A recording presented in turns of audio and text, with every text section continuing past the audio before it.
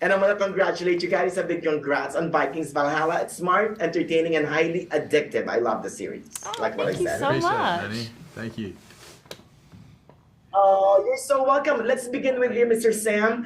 Take us Yes. from the very beginning. What got you attracted to joining the cast back when season 1? Oh, wow. Well, I remember receiving the audition, and I certainly got a flutter in my heart because my father and I used to watch the original series.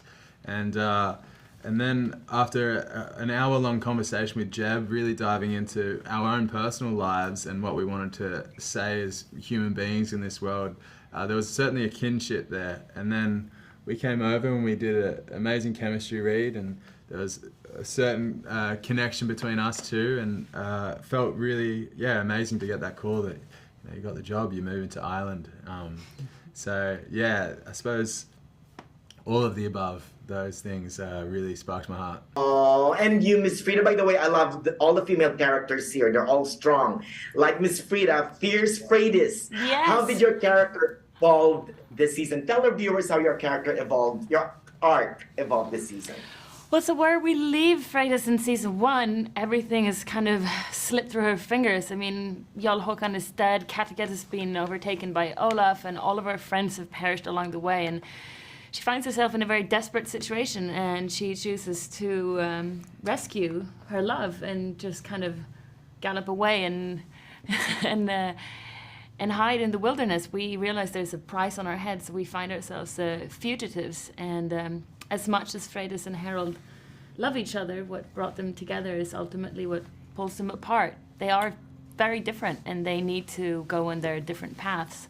So Freydis go on this incredibly emotional, vulnerable journey to fulfill her destiny as being the last daughter of Uppsala and the leader of the pagans. Oh, Mr. Leo, when you signed on to do the series, did you ever think that it would be well loved that we're now on season 2? Well, that's always the hope. And yeah, I'm taking my mind back to when we did sign on, because it was a fair while ago. And I think it's worth mentioning, to your question, that those guys who did 6 seasons of Vikings before us, they created a fan base of people who are really invested in this period and this aesthetic, this show. And so, yeah, I think we all felt very lucky to be involved in a show that had so many loyal fans. And it feels very nice that we're here promoting a second season. So yeah, for sure.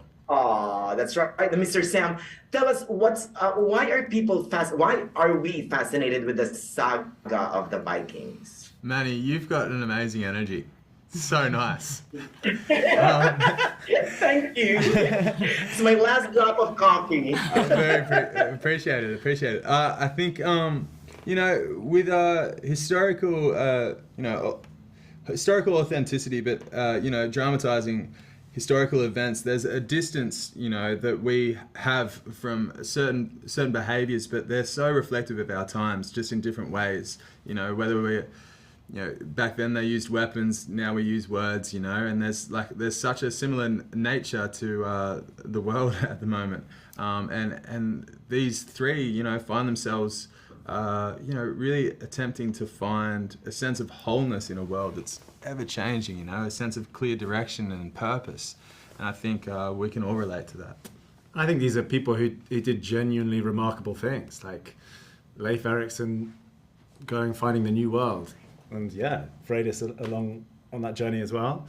And Harald becoming a sort of mercenary warrior across Europe, and eventually becoming the last Viking king. These were extraordinary people who did extraordinary things. Exactly. You know what? And when I asked Jeb the same question, Jeb Stewart, the creator, he said that also part of it was because women back then could buy their house, could buy their own house. I mean, they were more independent, right, Ms. Frida? Yeah, absolutely. And especially for me, Freydis is not as well known as, Harald and Leif in history. And I think it's really important that we could show that there was a time 1,000 years ago where women could live freer than a lot of women today can live. I mean, Viking women had the opportunities to travel by themselves. They could be jarls. I mean, they could be rulers of their respective kingdoms. They could own property. They could marry. They could divorce. They could have multiple sexual partners. They could do pretty much whatever they wanted.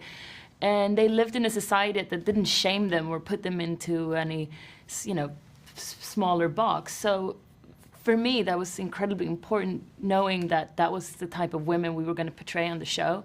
And I'm really honored and proud to be able to show a character that's so well-rounded and complex and just, gets to be so big and loud. And I love that. Oh, I totally agree. You got me on the multiple sexual partners part.